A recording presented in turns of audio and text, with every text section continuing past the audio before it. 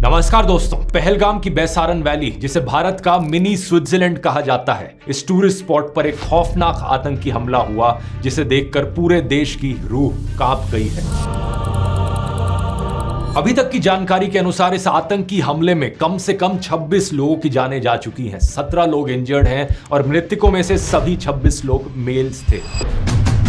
इस high altitude location पर केवल पैदल या खच्चर पर बैठ के पहुंचा जा सकता है, इसलिए रेस्क्यू ऑपरेशंस के लिए हेलीकॉप्टर का इस्तेमाल किया गया, जबकि लोकल्स खच्चरों की मदद से इंजर्ड लोगों को वहां से वापस लाए। कम से कम 12 टूरिस्ट को पहलगाम हॉस्पिटल में एडमिट करवाया गया और डॉक्टर्स ने कहा है कि अब ये 12 लोग स्टेबल कंडीशन में हैं। इस आतंकी हमले में लोगों को उनके रिलीजन के आधार पर टारगेट किया गया। एक विक्टिम मुस्लिम थे, सैयद आदिल हुसैन शाह, जो पहलगाम के ही लोकल थे, वहां खच्चर चलाने का काम करते थे। इनके अलावा एक क्रिश्चियन थे और बाकी 24 लोग जो मारे गए वो सब हिंदू थे, जो अलग अलग जगह से आए हुए टूरिस्ट थे, जैसे कि जयपुर के 32 साल के नीरज उदवानी, जो यूएई में काम करते थे। ये छुट्टियों के लिए घर आए हुए थे, अपनी पत्नी के साथ पहले शिमला में एक शादी अटेंड की और फिर बाद में कश्मीर घूमने गए थे। ऐसे ही एक विक्टिम नेपाल से थे, सुदीप न्यूपणे। इसके अलावा आईएएफ, आईबी और नेवी के ऑफिसर्स, अरुणाचल से आए हुए इंडियन एयरफोर्स कॉर्पोरल तागे हेलियांग, इंटेलिजेंस ब्यूरो के सेक्शन ऑफिसर मनीष रंजन, जो एलटीसी लेकर बिहार से यहां घूमने आए थे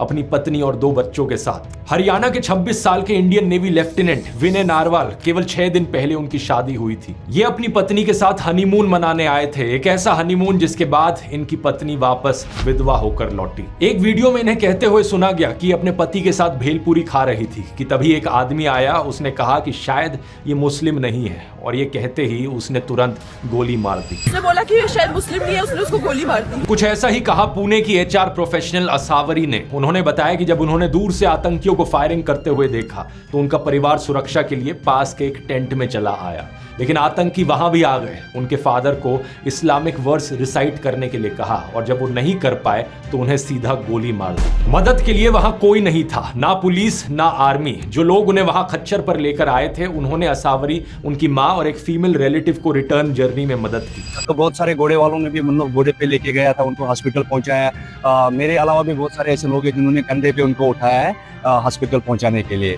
बाद में करीब 20 मिनट बाद इंडियन आर्मी वहां पहुंची और उन्हें रेस्क्यू किया। पाकिस्तान बेस्ड टेरर ग्रुप लश्कर ए तायबा के एक शैडो ग्रुप टीआरएफ ने इस हमले की जिम्मेवारी ली है। टीआरएफ का फुल फॉर्म है द रेजिस्टेंस फ्रंट। 2 साल पहले जब टीआरएफ ने कश्मीर के पत्रकारों को धमकियां दी थी, तब मिनिस्ट्री ऑफ होम अफेयर्स ने इसे यूएपीए के अंतर्गत एक आतंकवादी संगठन डिक्लेयर कर दिया था। इस टेरर ग्रुप के मेंबर शेख सज्जाद गुल को भी यूएपीए के 4थे शेड्यूल के अंतर्गत आतंकवादी घोषित किया गया था। एक इंटेलिजेंस असेसमेंट के मुताबिक यह सस्पेक्ट किया जा रहा है कि लश्कर ए तायबा का टॉप कमांडर सैफुल्लाह कसूरी भी इसके साजिशकर्ताओं में से एक है। इंडियन एक्सप्रेस की रिपोर्ट में बताया गया है कि इनिशियल प्रोब के अनुसार 4 से 6 आतंकी थे जिन्होंने यह हमला किया। आई विटनेसेस के स्टेटमेंट्स के आधार पर जम्मू एंड कश्मीर पुलिस ने अटैक करने वाले 3 पाकिस्तानियों के स्केच भी रिलीज कर दिए हैं। एक सरकारी सोर्स ने द हिंदू को बताया कि हमलावरों में से 2 ऐसे कश्मीरी युवाओं के होने का शक है जो 2018 में पाकिस्तान चले गए थे। अनंतनाग का आदिल गुरी और पुलवामा का एहसान। सरकारी सूत्रों ने बताया कि इन्होंने रिसेंटली पाकिस्तानी आतंकियों के साथ इन्फिल्ट्रेशन की और इनके मूवमेंट के बारे में कुछ इनपुट्स मौजूद थे। टाइम्स ऑफ इंडिया में राजशेखर झा की रिपोर्ट में एक सूत्र के हवाले से कहा गया कि पहले से इनपुट्स थे कि अप्रैल के पहले हफ्ते में आतंकियों ने कुछ होटलों का पूर्व परीक्षण किया था, इसलिए कोई इंटेलिजेंस फेलियर नहीं था। इंटेलिजेंस इनपुट्स होने के बावजूद अटैक हो गया। इससे दोस्तों पुलवामा हमले की याद आती है। जून 2019 में minister of state for home affairs G Kishan Reddy ने राज्यसभा को बताया था कि कोई इंटेलिजेंस फेलियर नहीं था। बाद में फ्रंटलाइन की एक इन्वेस्टिगेशन ने भी यह रिवील किया था कि 2 जनवरी से लेकर 13 फरवरी के बीच में 11 इंटेलिजेंस इनपुट्स थे। ये बता रहे थे कि कोई किसास हमला हो सकता है, यानी बदला लेने के लिए स्ट्राइक हो सकती है। पुलवामा हमले के बाद जब इन्वेस्टिगेशन हुई तो मुदासिर अहमद खान को पुलवामा हमले का मास्टरमाइंड पाया गया। उससे रिलेटेड भी 2 इंटेलिजेंस इनपुट्स पहले से ही मौजूद थे। 24 जनवरी 2019 2024 के इंटेलिजेंस इनपुट में बताया गया था कि कुछ आतंकियों ने मुदासिर अहमद खान को रिपोर्ट किया आने वाले दिनों में एक फिदायीन हमला करने के लिए। ये ग्रुप शाहिद बाबा ग्रुप के साथ कांटेक्ट में है। ये वही ग्रुप था जिसका मेंबर था पुलवामा हमले का बॉम्बर आदिल अहमद दार। 25 जनवरी के दिन का जो इंटेलिजेंस इनपुट था उसमें मुदासिर अहमद खान की लोकेशन की जानकारी थी। बोल्ड लेटर्स में यह बताया गया था कि 4 फॉरेन मर्सनरीज के साथ मुदासिर खान को स्पॉट किया गया है मिदूरा और लाम त्राल विलेजेस में। इस इनपुट में भी कहा गया था कि एक अटैक की प्लानिंग चल रही है जो अवंतीपोरा या पंपोर में किया जा सकता है। ये इलाके पुलवामा से केवल 16-17 किलोमीटर दूर हैं। इमेजिन करो दोस्तों, पुलवामा हमले से पहले भी मुदासिर एक नॉन आतंकवादी था जो 2017 में सीआरपीएफ कैंप पर हुए अटैक के कनेक्शन में वांटेड था। 12 फरवरी के एक इनपुट को तो मार्क किया गया था top secret, matter most urgent. इसमें एक ट्विटर हैंडल शाह GET 313 के बारे में जानकारी थी कि इसे पाकिस्तान के जैश मोहम्मद हैंडलर्स चला रहे हैं। इसने हिंट दिया था कि जम्मू एंड कश्मीर में सिक्योरिटी फोर्सेस के रूट पर IED ब्लास्ट कैरी आउट किया जा सकता है। साथ में एक वीडियो भी था जिसमें IED ब्लास्ट को डेमोन्स्ट्रेट किया गया था। 13 फरवरी के इंटेलिजेंस इनपुट में भी ऐसी ही एक फाइनल वार्निंग थी, लेकिन इसके बावजूद भी दोस्तों 2500 से ज्यादा जवानों को एयरलिफ्ट नहीं करवाया गया। इकट्ठे ही एक ही कॉन्वॉय में भेज दिया गया और सीआरपीएफ के फॉर्मर IG ने बाद में इसे लेकर ऐतराज भी जताया था। 2547 को भेजना और 78 व्हीकल्स एक कॉन्वॉय में लगाना, वो मुझे लगता है टेक्निकली ठीक नहीं। सोचकर देखो दोस्तों, इतने डिटेल्ड इंटेलिजेंस इनपुट्स होने के बावजूद भी पुलवामा हमला हो गया। कैसे हुआ? सवाल ये उठता है। मुझे तो पता नहीं, क्या आपको पता है? अगर मुझे नहीं पता, आपको नहीं पता, तो किससे पूछना चाहिए कि चूक कहां हुई? मुझे जवाब दीजिए। ये जो आतंकवादी हैं, उनके पास शस्त्र और बारूद कहां से आता है? वो तो विदेश की धरती से आता है और सीमाएं संपूर्ण रूप से आपके कब्जे में है। सीमा सुरक्षा बल आपके कब्जे में है कि विदेशों से घुसपैठ भी आते हैं। घुसपैठ के आतंकवादियों के रूप में आते हैं। आतंकवादी घटनाएं करते हैं, भाग जाते हैं। प्रधानमंत्री जी, आप मुझे बताइए, सीमाएं आपके हाथ में है, कोस्टल सिक्योरिटी आपके हाथ में है, BSF सेना सब आपके हाथ में है, नेवी आपके हाथ में है। ये विदेश से घुसपैठ के कैसे घुस जाते हैं? कोई भी समझदार इंसान, कोई भी समझदार बच्चा तक ये समझ सकता है कि देश की सुरक्षा चुनी हुई सरकार की जिम्मेवारी है। तो सवाल उसी से पूछा जाना चाहिए। दिसंबर 2016 में प्रधानमंत्री मोदी ने एक रैली में कहा था कि नोटबंदी ने आतंकवाद की कमर तोड़ दी है। तो सवाल ये उठता है कि आतंकी हमले रुके क्यों नहीं उसके बाद? सिर्फ जम्मू एंड कश्मीर की ही बात करें हम तो देखो, नवंबर 2016 में हुआ नागरोटा आर्मी बेस अटैक, जुलाई 2017 में अमरनाथ यात्रा अटैक, फरवरी 2018 संजूवन मिलिट्री स्टेशन अटैक, फरवरी 2019 पुलवामा अटैक, मार्च 2019 Jammu bus stand grenade blast, जून 2019 अवंतीपोरा में इंडियन पैरामिलिट्री पुलिस पर attack, 2023 Poonch Rajouri attack, 2024 Reasi attack और अब 2025 पहलगाम अटैक। एक के बाद एक आतंकी हमले हुए जा रहे हैं और देश की मीडिया में हिम्मत नहीं है सरकार से सवाल करने की। यह सिर्फ 2014 से पहले होता था कि मीडिया द्वारा सरकार से सवाल पूछे जाते थे। फिल्में भी आप देखोगे, अ वेंसडे जैसी फिल्में बनाई जाती थी जिनमें सरकार से आतंकवाद पर सवाल पूछे जाते थे। इसीलिए हम सरकार चुनते हैं कि वो मुल्क चलाए। आप लोग सरकार, पुलिस फोर्स, इंटेलिजेंस सक्षम है इस तरह की पेस्ट कंट्रोल के लिए, लेकिन आप लोग कर नहीं रहे। मैं चाहता हूं कि अगर मेरा बच्चा घर से बाहर निकले तो बेखौफ घूमे, कहीं भी, कभी भी, ट्रेन में, बस में, कहीं भी। उस जमाने में जनता मिलकर प्रोटेस्ट करती थी और नेता अपनी गलती मानते हुए इस्तीफा भी दे देते थे। जैसे कि मुंबई के 26/11 अटैक के बाद होम मिनिस्टर शिवराज पाटिल ने पब्लिक डिमांड के चलते हुए इस्तीफा दिया था और महाराष्ट्र के मुख्यमंत्री विलासराव देशमुख ने भी इस्तीफा दिया था। मैं ये नहीं कह रहा कि इस्तीफा देकर उन्होंने कोई महान काम कर दिया। बात यह है कि किसी भी फंक्शनिंग डेमोक्रेसी में ये एक बेसिक बात है और अब उस बेसिक कॉमन सेंस को हमारा देश खो चुका है। अब इस नए भारत में अर्नब गोस्वामी जैसे नमूने को देखिए। अर्नब गोस्वामी इस पहलगाम अटैक के लिए सुप्रीम कोर्ट को जिम्मेवार ठहरा रहा है। There was no need in my view for the Supreme Court to waste time getting into whether 370 was abrogation was valid or not. It was a waste of time because with the greatest of respect to the judges, they will not take responsibility for the security situation. ये वही नमूना है जिसकी WhatsApp chat leak हुई थी और जिसने पुलवामा हमले के बाद व्हाट्सएप पर मैसेज लिखा था, this attack we have won like crazy. Pulwama attack के बाद सबसे पहले कवरेज कर लेने का ये जश्न मना रहा था। गोदी मीडिया एंकरों से इतनी सिंपल बात नहीं पूछी जा रही कि जिस जगह इतने सारे टूरिस्ट जमा थे वहां प्रॉपर सिक्योरिटी क्यों नहीं थी। आज तक चैनल के कॉरेस्पॉन्डेंट ने यह कहने की कोशिश की तो उनकी बात को बीच में ही काट दिया गया। ये मजाक नहीं है। 2000 टूरिस्ट किसी एक पिकनिक स्पॉट पे हैं, वहां पर ना ही पुलिस बल की कोई तैनाती, ना ही सुरक्षा बलों की कोई तैनाती। हम देखते हैं जब अमरनाथ यात्रा होती है। ये सवाल एक बच्चा तक पूछ रहा है। सरकार तो गई हुई है, मतलब इतना बड़ा आतंकवादी का हमला हुआ, उन्हें कुछ पता ही नहीं है। इधर पूरी नीचे पूरे आर्मी का बेस है, उन्हें पता ही नहीं है।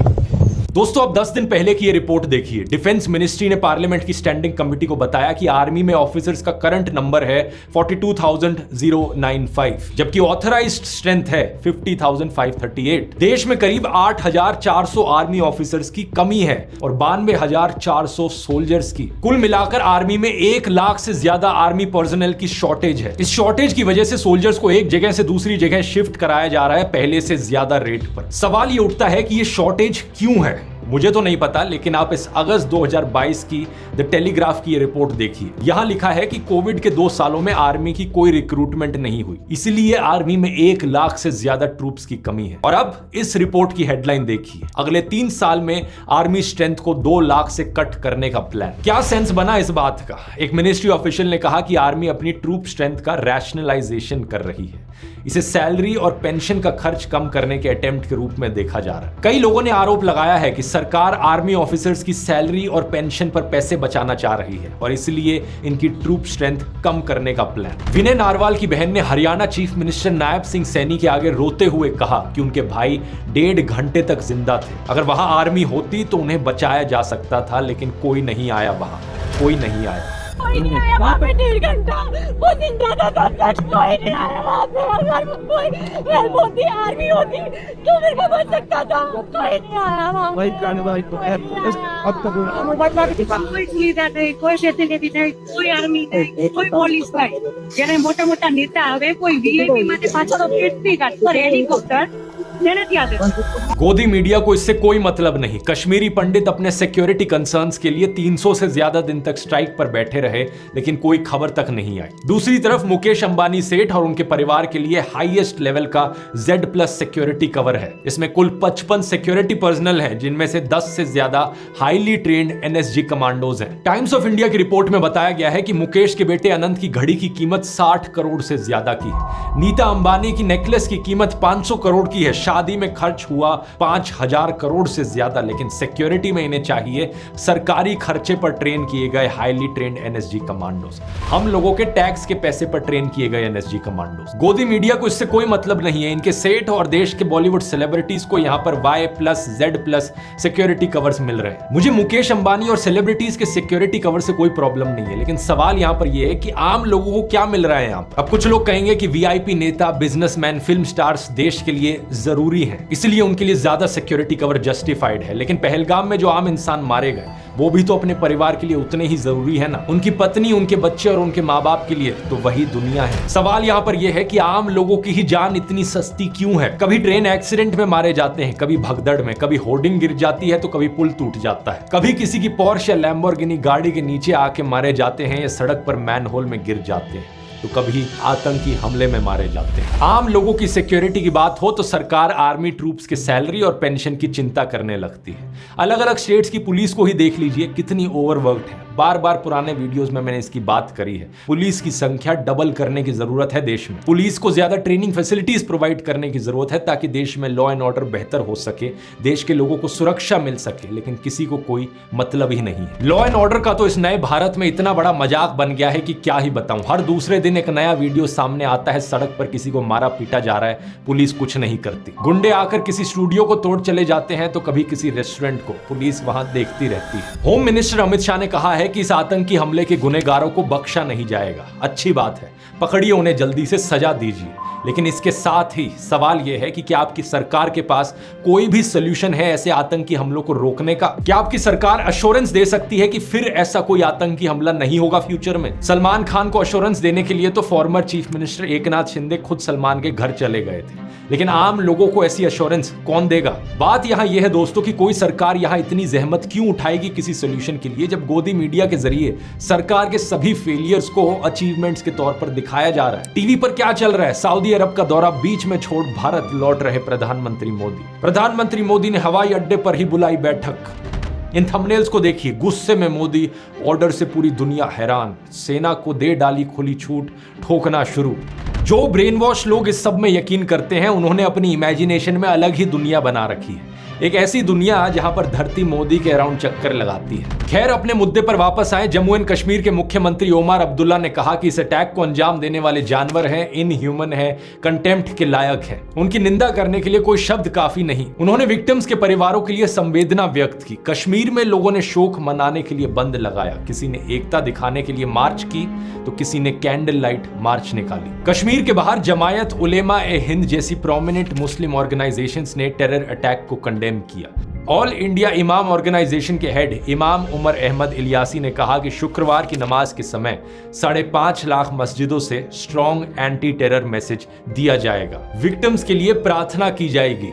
भारत के बाहर यूएई, सऊदी अरेबिया, बांग्लादेश और कतर जैसे कई सारे मुस्लिम देशों ने भी हमले की कड़ी निंदा की है। देश के आम मुसलमानों ने भी सोशल मीडिया पोस्ट पर अपना विरोध जताया है। यह अच्छी बात है कि लोग आपस में रिलीजन के नाम पर ना बटें और इस तरह आतंकियों के मंसूबों को नाकाम करें, क्योंकि ये सभी आतंकवादी यही तो चाहते हैं कि भारत में धार्मिक नफरत फैले, लोग एक दूसरे से लड़े और हमारा देश टूट जाए। लेकिन क्या कोई भी देशभक्त ऐसा चाह सकता है? कभी भी नहीं। कोई भी देशभक्त यही चाहेगा कि मेरा देश मजबूत रहे, अखंड रहे। देशभक्त तो एक ही नारा बोलेंगे, भारतीय एकता जिंदाबाद। आप भी इस यूनिटी के संदेश को कमेंट्स में लिखिए अगर आप इससे एग्री करते हैं तो। मुझे बस ये बात नहीं समझ में आती कि बीजेपी वालों को इस नारे से इतना करंट क्यों लग जाता है। मैं चैलेंज देता हूं सभी बीजेपी के नेताओं को, अपने सोशल मीडिया पर लिखकर दिखाओ, भारतीय एकता जिंदाबाद। मुझे लगता नहीं कि इनमें से ज्यादा नेता ये लिखने की हिम्मत कर सकते हैं, क्योंकि इन फर्जी राष्ट्रवादियों को नफरत फैलाने से फुर्सत मिले तभी तो राष्ट्रीय एकता की बात करेंगे। ये मृतकों की अस्थियां ठंडी भी नहीं हुई थी कि बीजेपी छत्तीसगढ़ के ऑफिशियल ट्विटर और इंस्टाग्राम हैंडल ने यह बेहद ही भद्दा पोस्ट किया। एक गिबली स्टाइल इमेज जिस पर कैप्शन लिखते हैं, धर्म पूछा जाति नहीं, याद रखेंगे। इंडिया टुडे की पत्रकार प्रीति चौधरी ने इस पर तंज कसते हुए कुछ ऐसा लिखा कि किसी ट्रेजेडी का फायदा उठाने के लिए कोई समय ज्यादा जल्दी नहीं है। इस पोस्ट से दो बातें साफ दिखती हैं। पहला यह कि जातिवादी अत्याचारों को लेकर ये कभी कोई समाधान नहीं करने वाले, क्योंकि समाधान निकालने के लिए समस्या को स्वीकार करना पड़ता है। इनसे जरा पूछकर देखो कि आज तक कितने ब्राह्मण, राजपूत या बनियों की बारात में उन्हें घोड़ी पर बैठने से रोका गया है। हमेशा दलितों को ही क्यों मारा पीटा जाता है, इसको लेकर इतने सारे न्यूज आर्टिकल्स मिल जाएंगे। जाति देखकर ही मारा जाता है ना। दूसरी बात इस पोस्ट से पता चलती है कि बीजेपी वाले देश में धार्मिक नफरत फैलाते रहेंगे। ये आतंकवादियों का जो एजेंडा है देश को तोड़ने का, हिंदुओं को मुसलमानों से लड़वाने का, देश को सिविल वॉर की कगार पर ले जाने का, यही एजेंडा बीजेपी के लोग भी फॉलो करते हैं। चारों तरफ आप इन लोगों की पोस्ट देखोगे सोशल मीडिया पर, सिर्फ एक ही चीज पर फोकस करते हैं, हिंदू वर्सेस मुस्लिम्स। ये चाहते हैं सभी हिंदुओं के अंदर डर बैठे, आतंकवादियों से नहीं बल्कि अपने देश के मुसलमानों से, अपने पड़ोसियों से, अपने दोस्तों से। ये चाहते हैं सभी मुसलमानों के अंदर डर बैठे, आतंकवादियों से नहीं बल्कि अपने देश के हिंदुओं से, अपने पड़ोसियों से, अपने दोस्तों से। ये संपत्ति इकट्ठी करके किसको बांटेंगे? जिनके ज्यादा बच्चे हैं उनको बांटेंगे। ये सब सिर्फ इसलिए ताकि आप इन्हें डर के मारे वोट दो। यही कारण है दोस्तों कि 2014 के बाद से परपेचुअली हिंदू खतरे में रहा है। चारों दिशाओं से साल भर साल, महीने भर महीने यही हिंदू खतरे में है का नैरेटिव आपको सुनाया जाता है। हैरान हो जाएंगे, इस रिपोर्ट के मुताबिक The Muslim population has gone up by 43+%. 43% बढ़ी है। The Hindu population has gone down in an equal period by 7.82%. 8% कम हुई है। Think about this. It's crazy. एक साजिश चल रहा है भारत को गजवाए हिंद करने का, इस्लामिक स्टेट बनाना चाहते हैं। जबकि 2014 से पहले इसकी आपको कोई बात भी कहीं सुनने को नहीं मिलती थी। सिर्फ सत्ता पाने के लिए ये देश में हिंदू मुसलमानों को लड़वाने की बात करते हैं, देश को तोड़ने की बात करते हैं। और बीजेपी के जैसे ही कट्टरपंथी नफरती एलिमेंट्स मुसलमानों में भी हैं दूसरी साइड पर। ऐसे मुसलमानों को आप यहां देख सकते हो, जब हमले की खबर आती है पोस्ट पर ये हंसने वाले रिएक्शन देते हैं। ये लोग चाहे सुधरे या ना सुधरे, लेकिन एक चीज आप समझ लीजिए, आप जो आम हिंदू, आम मुस्लिम, आम सिख, ईसाई, बौद्ध, जैन हो, चाहे आप ब्राह्मण हो, राजपूत हो या दलित हो, चाहे हरियाणवी हो या मराठी हो। एक बात ध्यान से समझ लीजिए कि हिंसा चाहे धर्म, जाति, भाषा या किसी भी और आधार पर हो, हिंसा चाहे जो भी करे, हर एक हिंसा की किसी अगर मगर के बिना आलोचना करें। चाहे वो पहलगाम का आतंकी हमला हो या पैलेस्तीन में लोगों का मारे जाना, चाहे वो जातिवाद के नाम पर हिंसा हो या मराठी ना बोलने पर, कन्नड़ा ना बोलने पर लोगों को मारा पीटा जाना हो, हर एक हिंसा हमारे देश में दीमक की तरह है। नफरती आतंकी लोग आप लोगों को भड़काएंगे कि उन लोगों ने ये किया वो किया, लेकिन भड़कना नहीं है। ये अस वर्सेस देम, यानी हम लोग वर्सेस वो लोग। इस जहरीले प्रोपेगेंडा से बाहर निकलना है। हम भारत के लोग, हमारी डिमांड है कि इन सभी क्रिमिनल एलिमेंट्स, टेरर एलिमेंट्स को जेल में डाल दिया जाए, इन्हें सजा दी जाए। और जो बाकी लोग हैं, हमें साथ में रहना है, देश में शांति और तरक्की लेकर आनी है। इसलिए जोर से कहिए, भारतीय एकता जिंदाबाद। इस आतंकी विचारधारा के खिलाफ, देश को तोड़ने वाले लोगों के खिलाफ भारतीय एकता जिंदाबाद। जय हिंद।